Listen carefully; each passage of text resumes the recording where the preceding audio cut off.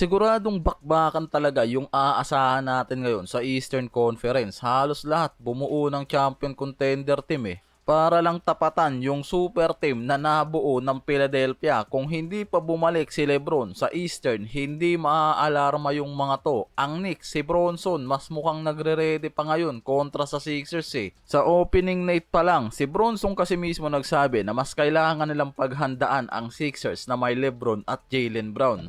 Sa opening night pa lang, litaw na sobrang competitive yung scheduling. Celtics kontra Pistons sa unang game, susundan yan ng 76ers kontra Knicks, Thunder kontra Spurs.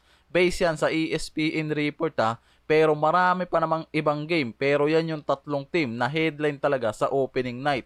Tapos susundan pa ulit yan ng game ng Sixers kontra Boston Celtics. Sa game ng Sixers, tinapat agad nitong si Kume sa pangalawang game nila yung former team nitong si Jaylen Brown at dati niyang teammate na si Tatum. Gusto ni Kume maaga pa lang magkaroon na ng rival yung dalawang to Sa pinakabagong nilabas na off-season power ranking ng ESPN sa Eastern, nangunguna pa rin dyan ang Knicks samantalang biglang tumaas sa pangalawang pwesto ang Philadelphia dahil sa addition ni Lebron at Jaylen Brown mismo. Samantalang ang Cavaliers nasa top 3 pa rin, ang Detroit nasa top 5, ewan ko ba't walang top 4 Boston yung nasa top 6 at Miami ni Giannis at Adebayo ang nasa pang-8 pa rin sa power ranking. Kulang pa rin kasi yung mga yan ng addition para sa guard position.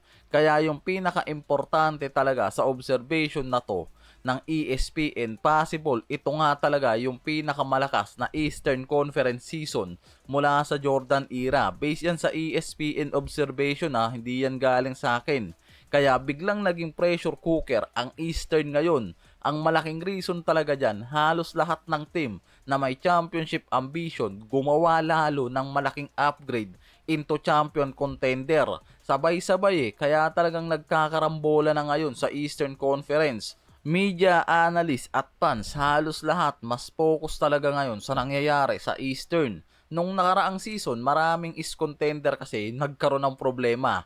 Injury, roster issues, aging star at hindi talaga makumpleto kasi yung lineup ng mga to para sa championship contention nila. Ngayon, sobrang dami yung gumalaw sa off-season na to para magkaroon ng malaking roster upgrade. Ang hindi inaasahan kasi, halos lahat sabay-sabay nag-upgrade ngayon. Parang yan din kasi yung epekto talaga nung pagbabalik ni Lebron sa Eastern Conference Base mismo sa NBA highlights, malaking movement yung nangyari sa off-season. 76ers gumawa ng hakbang para makuha si Jaylen Brown, Lebron, Anthony Simmons, plus KCP. Samantalang ang Miami kinuha si Giannis para i-partner kay Adebayo. Kulang na lang yung mga to ng elite guard. Ang Boston, sobrang laking upgrade din yung nangyari. Nakuha nila si Paul George sa blockbuster trade ni Brown. Nakuha rin nila si Mitchell Robinson.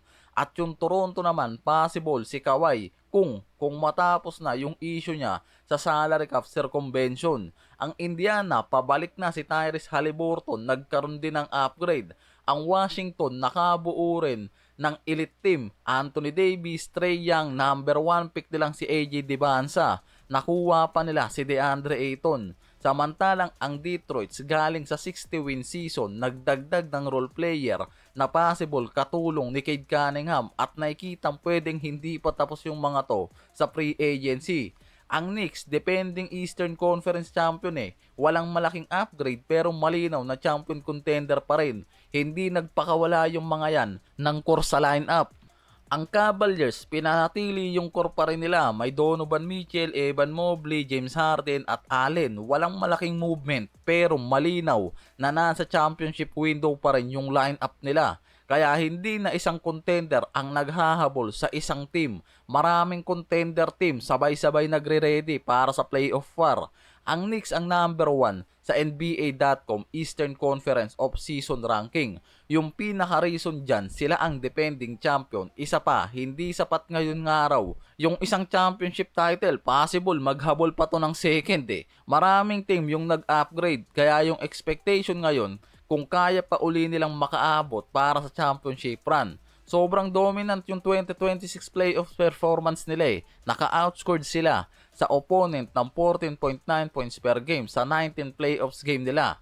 ito yung historical elite postseason performance kaya sobrang taas pa rin talaga ng chance ng mga to. May Jalen Bronson, Karl Anthony Towns, OG Anunoby pa rin sila. Sa nakaraang season, marami sa East contenders ang hindi kompleto o tinamaan ng injury yung mga star. Ngayon, bumabalik na ang ibang star at may superstar acquisition pa. Samantalang ang Philadelphia, arguably, pinakamalaking win of pressure. Ito yung team na pinakakitang-kita na nag-all-in mentality. Yung core nila at super team na binuo mismo. Joel Embiid, Tyrese Maxey, Jaylen Brown, LeBron, at may Anthony Simmons, KCP pa na addition sa bench. Nasa top 2 sila sa East. Kahit 45-37 record sila last season, ang pinaka-point out dyan, yung addition talaga ni LeBron at Brown. Dahil kahit may Maxey at Embiid nun, hirap yung mga to sa playoffs. Sa NBA.com, Philadelphia ang nasa 29 shot quality nung nakaraang season. At si Embiid, Maxey at Brown ngayon, nagsama-sama, nakasama yan bilang mga player na mataas ang usage. Pero relatively mahirap ang shot profile. Yan yung kailangan nga raw i-improve ng mga to ngayon. Hindi na mahirap lalo't may LeBron na primary playmaker Ang Cavaliers 52-30 nung regular season. Ngayon nasa top 3 pa rin sila sa Eastern. May Donovan Mitchell, Mobley, James Harden, Allen. Buo pa rin yung core nila at dito nagiging komplikado naman. Hindi na pwedeng sabihin nga raw ng front office na young team pa rin yung mga to Lalo't may addition ng mga veteran. May established core na sila. Ang problema nila nung playoffs, malinaw, hindi nila nakuha yung consistency na kailangan laban sa mga elite competitor. Lalo na kay Harden at Mitchell nun Sa Eastern Conference Finals, Cleveland naka-scored lang ng 103 points 100 possession, pinakamababang offensive mark ng kahit anong team sa isang playoff series noong 2026. Kaya ang pressure nasa Cavaliers Kung hindi sila makakalampas sa East ngayon, kailangan ba talaga nila uli kumuha ng veteran superstar addition? May financial pressure kasi sila ngayon kaya hindi sila makagawa ng malaking movement Samantalang ang Miami Heat nagtapos last season sa 43-39 sa East. Pero after ng off-season move nila, nakuha nila si Giannis na 2 times MVP at champion level superstar.